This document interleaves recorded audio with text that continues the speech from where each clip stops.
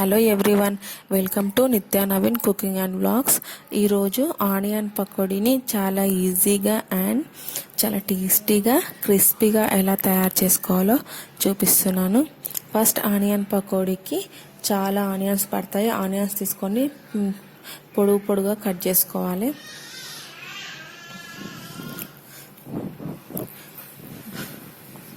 నీట్గా లావుగా కాకుండా కొంచెం సన్నగానే కట్ చేసుకోవాలి ఆనియన్ ముక్కలని.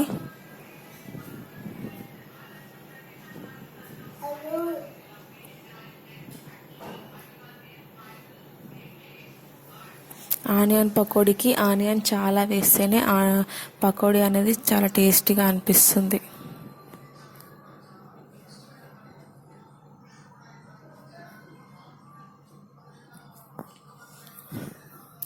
ఇప్పుడు ఒక బౌల్లో శనగపిండిని తీసుకోవాలి. శనగపిండిని జల్లించుకోవాలి. జల్లించడం వల్ల పిండి కలిపేటప్పుడు ఉండలుగా లేకుండా మంచిగా కలవడానికని జల్లించుకోవాలి. తర్వాత ఇప్పుడు దీంట్లో 1/2 స్పూన్ పసుపు, కొంచెం ఉప్పు, టేస్ట్కి తగినంత ఉప్పు, 1 స్పూన్ కారం. నేను ఇక్కడ 1/2 కిలో పిండిని తీసుకుంటున్నాను, దానికి కొలతలు వాడాలి.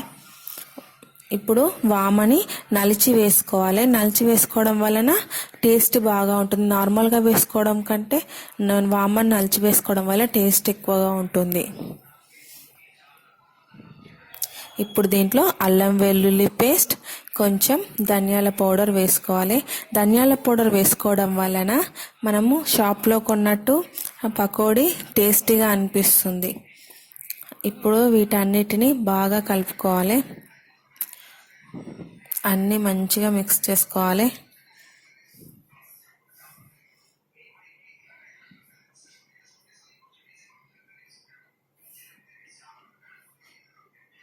ఇప్పుడు దీంట్లో ఆనియన్ వేసేయాలి.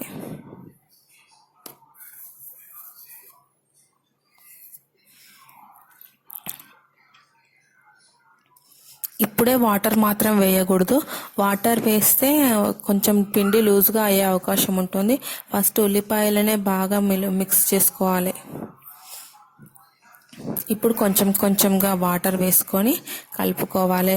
ఉల్లిపాయలో ఉన్న వాటర్ మొత్తం బయటకు వచ్చేంత వరకు అలాగా ఉల్లిపాయలు మిక్స్ చేసుకున్న తర్వాత మనం కొంచెంగా వాటర్ వేసుకొని బాగా పిండిని గట్టిగానే కలుపుకోవాలి.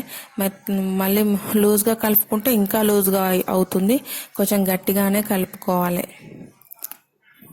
అప్పుడు పకోడీ వేసేటప్పుడు కూడా ఈజీగా వేయడానికి అవకాశం ఉంటుంది. క్రిస్పీగా ఉండడానికని గట్టిగానే కలుపుకోవాలి.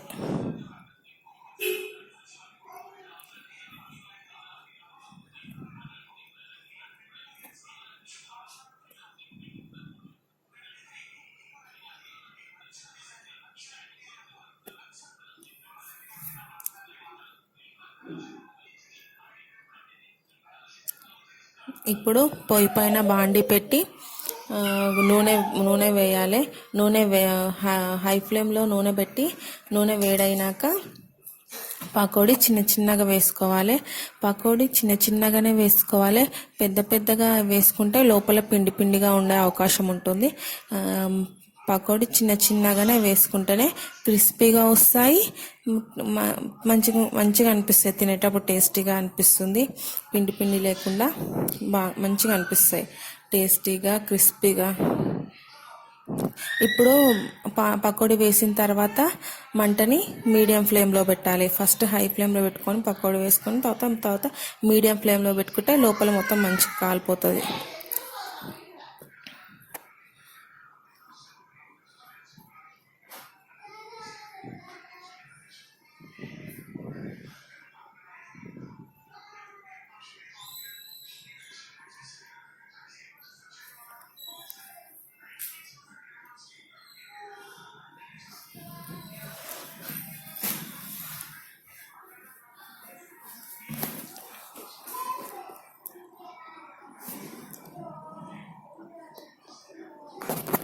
అన్నీ వేసుకున్న తర్వాత ఒక 1 మినిట్ ఆగిన తర్వాత పకోడీని తిప్పుకోవాలి.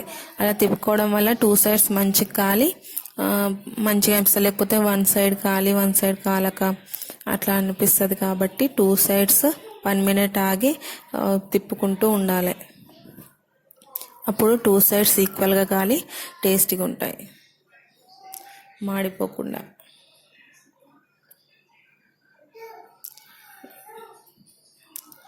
ఈ వీడియో మీకు నచ్చినట్లయితే లైక్, షేర్, సబ్స్క్రైబ్ చేసుకోవడం మాత్రం మర్చిపోకండి.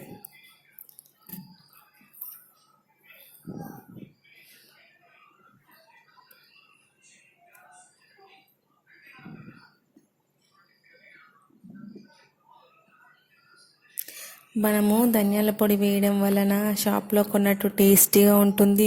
మనం చిన్నగా వేసుకోవడం వలన క్రిస్పీగా ఉంటాయి. 2 సైడ్స్ మంచిగా మీడియం ఫ్లేమ్లో కాలడం వలన పిండిగా లేకుండా మంచిగా కాలిపోతాయి పకోడీ.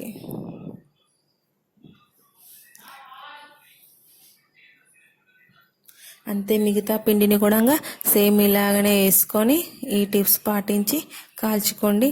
తర్వాత thank you for watching.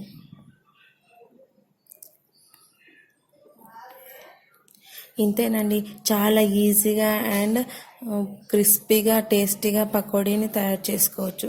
Thank you for watching.